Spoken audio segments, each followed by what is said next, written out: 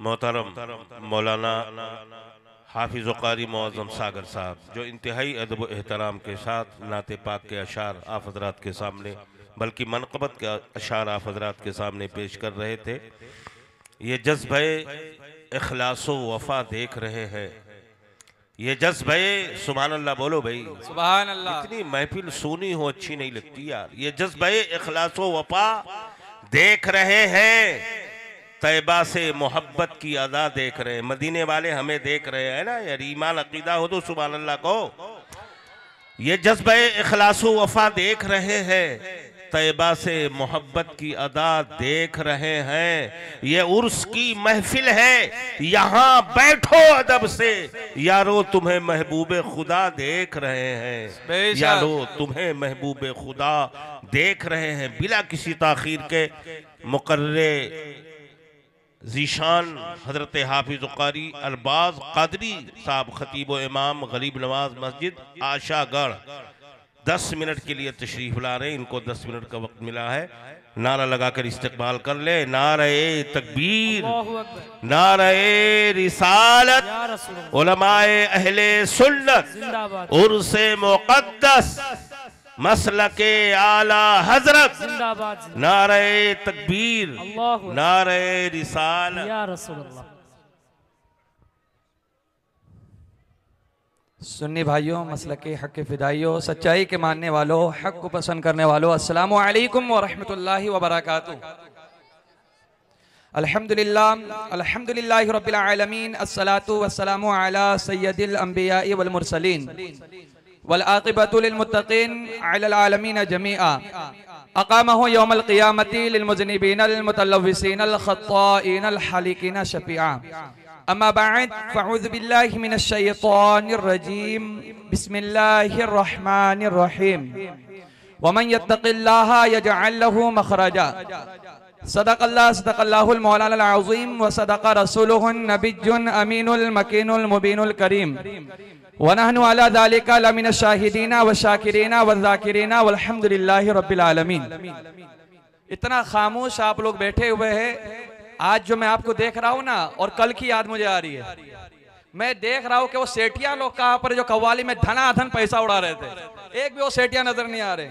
हालांकि असल तो उलमा के बयानात है क्या नहीं है, एक भी नजर नहीं आ रहे। और कल जो जोशो खरोश में पहले नबी की नात सुनी कव्वाली के तरफ में, उसके बाद गजल भी सुन रहे थे। ये इश्क रसूल नहीं है, याद रखिएगा, समाज करिए सारे लोग सुनिए। ये इश्क रसूल नहीं है। इश्क रसूल वो होता है कि जो वाहिद मुस्तफा से मोहब्बत हो।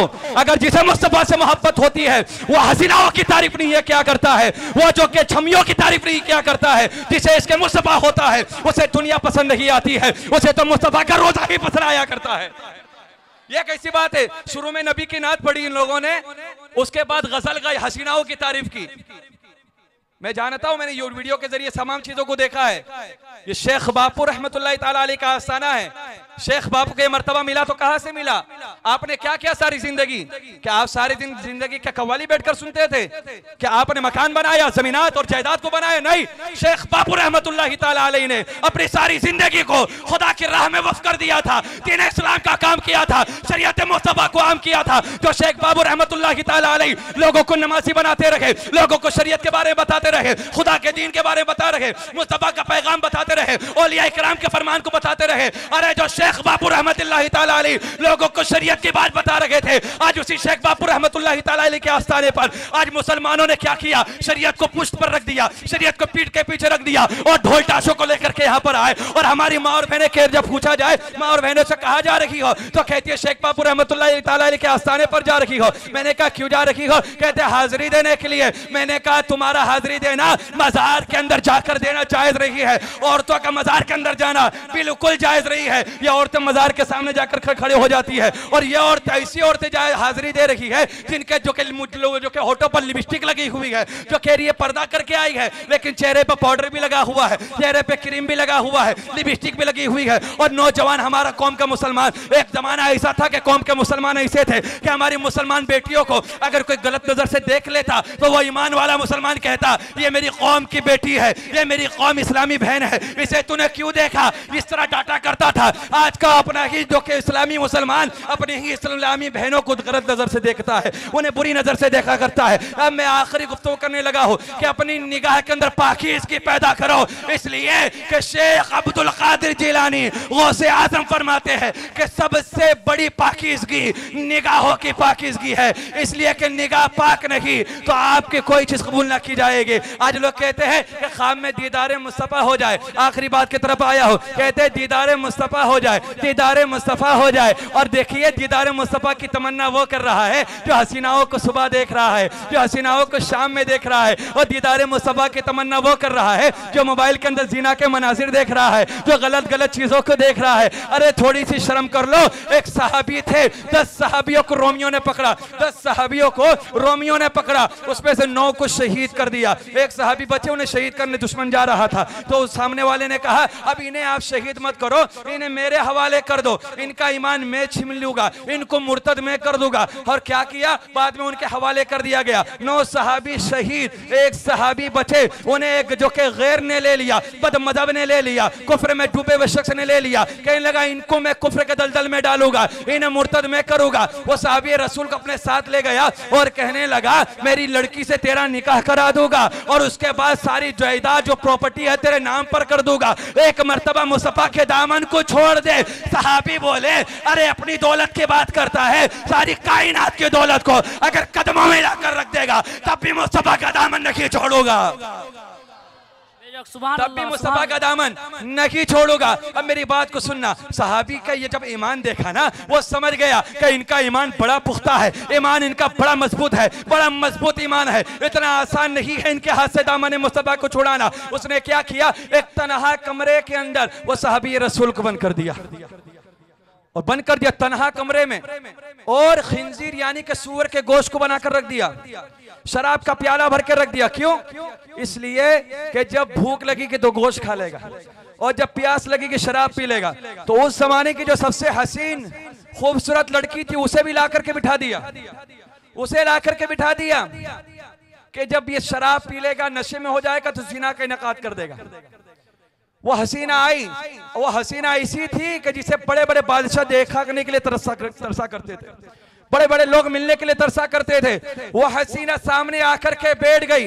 एक दिन गुजर गया, साहबी ने देखा नहीं, दूसरा दिन गुजर गया, साहबी ने नजर उठाकर नहीं देखा, तीसरा दिन गुजर गया, 6 दिन गुजर गए, वो साहबी रसूल ने नजर उठाकर नहीं देखा। वो हसीना को अपने ऊपर बेइज्जती महसूस होने लगी, उसे शर्मिंदगी महसूस होने लगी कि बड़े बड़े बादशाह मुझे देखने के लिए तरसते हैं, बड़े बड़े लोग मुझे जो कि देखने के लिए आया करते हैं, मुझे देखने के लिए मजमा खड़ा हो जाया करता है, लेकिन ये साहबी रसूल के पास 6 दिन से बैठी हुई हो, एक नजर उठाकर इसने मुझे नहीं देखा। वो कहने लगी तेरे आंखों में किसका सुरमा समा चुका है, तेरे आंखों में किसकी मोहब्बत आ चुकी है जो मुझे नजर उठाकर नहीं देखता। सहाबी बोले अब मेरी निगाहों में जजता नहीं कोई, जैसे मेरे सरकार गए वैसा नहीं कोई, अब मेरी निगाहों में जजता नहीं कोई, जैसे मेरे सरकार है वैसा नहीं कोई। अब आखिरी मेरे 2 मिनट बचे हुए हैं, इस बात को जो समाप्त करिएगा। 2 मिनट नहीं 4 मिनट बचे, 41 पे खड़ा हुआ 47 हो रहा, 4 मिनट मौजूद है, मैं वक्त का पाबंद अल्हम्दुलिल्लाह। अब सुनिएगा, आज के माँ बाप के कहते हजरत हमारे बच्चे बिगड़ गए, नमाज नहीं पढ़ते, हजरत हमारे बच्चे बिगड़ गए, रात को 2-2 बजे आते हैं, और जो तू बदतमीजियां कर रहा है, जो तू खुद गलत काम कर रहा है, कह रहा मेरे बेटे सुधर जाए। अरे शरीयत का जो कानून है तेरे बच्चे पर ही नहीं, तुझ पर भी है, तुझ पर भी है। आज का बाप घर में बैठा है, अजान होती है जोहर की, नमाज को नहीं जाता, बेटे को कहता नमाज के लिए जा, कि भाई तेरे पर नमाज माफ है, तुझे नमाज माफ है। जब माँ बाप नेक होते हैं तो औलाद भी नेक होती है। अगर माँ बाप दाढ़ी मुंडे हो और फासिकाना शक्ल लेकर के घूमे, और माँ पर्दे के बाद मेकअप लिपस्टिक लगा करके जो कि शरीयत का मजाक उड़ाए, तो ऐसे लोगों को गुलाम हुसैन पैदा नहीं होते, बल्कि गुलाम हुसैन उसे पैदा होते हैं जिसका बाप 5 वक्त का नमाजी हो, जिसकी माँ पर्दे में रह करके नमाज पढ़ने वाली हो। जब माँ बाप नेक होते हैं तो बेटा अब्दुल कादिर गौसे आजम पैदा होता है। सुभान अल्लाह। माँ बाप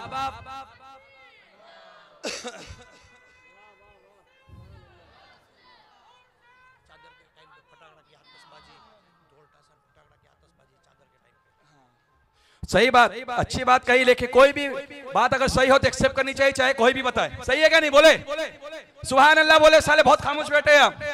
कव्वाली में धनाधन मचल रहे थे, सारे लोग हो गए, ये नहीं बहुत सारे लोग हो गए जो आज भी है। कह रहा हूं ये सारी चीजें छोड़ दे। अब मैं आपसे सवाल करता हूं, आज सारे लोगों से, चाहे बुरा लगे चाहे खोलेगा, अल्लाह रिस्क देने वाला है। अल्लाह इज्जत देगा, जिल्लत अल्लाह देगा, रिस्क अल्लाह देगा, सारी चीज अल्लाह तबारक व तआला के, समझ रहे का नहीं? कोई मुझे जो मार भी नहीं सकता है, कोई मुझे रिस्क दे भी नहीं सकता है, कोई मुझे जन्नत दोज़ख आप लोग के हाथ में नहीं है क्या नहीं है? अब मुझे आप खुद बताओ, खुद बताइए, क्या शेख बापू बिना दाढ़ी वाले थे? सारे बोले नहीं। शेख बापू रहमतुल्लाह ताला अलैह बेनमाजी थे, और तुम ढोल तासे बजा करके फटाके फोड़ फोड़ करके उनके मजार पर आते हो, तो क्या मेरे शेख बापू वली कामिल सूफी बासबा कुतबे ढानो शान ढानो आपसे राजी होते होगे? अरे जिन्होंने ये खुराफात को बंद किया, उनके मजार पे तो ये खुराफात कर रहे हो, तो ये मत सोचना आपकी हाजिरी कबूल हो रही है। यकीन जानो जो इस तरह ढोल ताशे लेकर के फटाके फोड़ते हुए आस्ताने शेख बापू पर आते हैं, उनसे मेरे आका शेख बापू राजी नहीं होते, बल्कि अल्लाह और उसका रसूल ऐसे लोगों पर लानतें बरसाता है और उनकी हाजिरी कबूल लगी हुआ करती है। अरे मेरी बात सुनिए, शेख बापू नमाजी थे, ये यहाँ पर दाढ़ी मुंडा बेनमाजी आया है और हाजिरी दे रखे तो मैं जन्नती हो जाऊंगा, नहीं होता, होता ही नहीं। शेख बापू तेरी हाजिरी कबूल करते ही नहीं। अरे जिन्होंने नमाज की दावत दी हो और जो खुद नमाज पढ़ पढ़ करके इतनी इबादत की हो कि अल्लाह ने उन्हें हम सबों के सरों का ताज बना दिया, और तू बेनमाज उनके मजार पर बनकर जाएगा, तेरी हाजिरी कबूल नहीं होगी। और यकीन जानो जिसकी इबादत शेख बापू ने की, जिसकी इबादत की दावत शेख बापू रहमतुल्लाह ताला अलैह दी थी, और जब तुम भी इबादत करके उनके बारगाह में जाओगे, हाथ बात में नीचे आएंगे, दुआ पहले कबूल हो जाएगी। अब आखिरी बात, 2 मिनट बच्चे, आखिरी बात 2 मिनट सुनिए। माँ बाप नेक होते हो तो औलाद बोले, सारे बोले नेक होती है ना? माशाअल्लाह अल्लामा फारूक खान रज़वी साहब हमारे ही गांव के नागपुर शरीफ के, और अभी जो खुराफाते हो तो तकरीर के जरिए हजरत ने सुनी लिए, और मैं हजरत आपका ऑपरेशन करेंगे, जो गलत कर रहे सबका नहीं करेगा, जो गलत किया उनका ऑपरेशन तो होना ही चाहिए।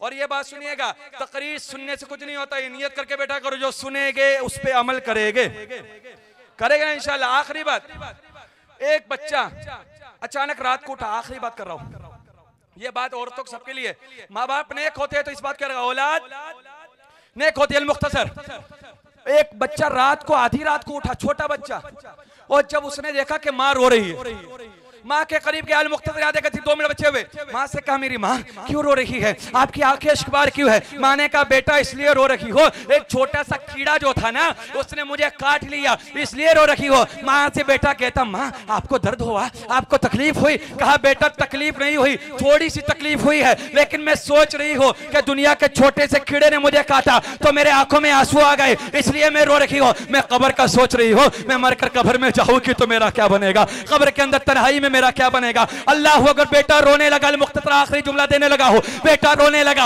आंखें अश्कबार हो गई, माँ ने कहा बेटा तू क्यों रो रहा है? कहा माँ आप तो बड़ी है, जब आप कब्र के खौफ से रो रही है, मैं तो बच्चा हूँ मेरा क्या बनेगा, मैं तो छोटा हूँ मेरा क्या बनेगा। माँ ने कहा बेटा तुझे परेशान होने की जरूरत नहीं, तो सजदे में चले जा, जो सजदा किया करते हैं अल्लाह उसके कब्र को खुशादगी दे देता है, उसके कब्र पर रहमतों की बारिश फरमा देता है। जब माँ ने अपने बच्चे की अच्छे से तरबियत की, वही बच्चा नमाजी बन गया, वही बच्चा परहेजगार बन गया, वही बच्चा आलिम दीन बन गया, वही बच्चा शरीयत पे अमल करने वाला बन गया। जब माँ नेक होती है तो औलाद नेक हुआ करती है, और जब माँ ने अच्छी तरबियत की, वो बच्चा जो रात को रो रहा था आज उसी बच्चे के नाम से पूरे दिल्ली को पहचाना जा रहा है। वो बच्चा कोई और नहीं था बल्कि कुतुबुद्दीन बख्तियार काकी की जात थी। बस अल मुख्तसर नमाज पढ़ेंगे।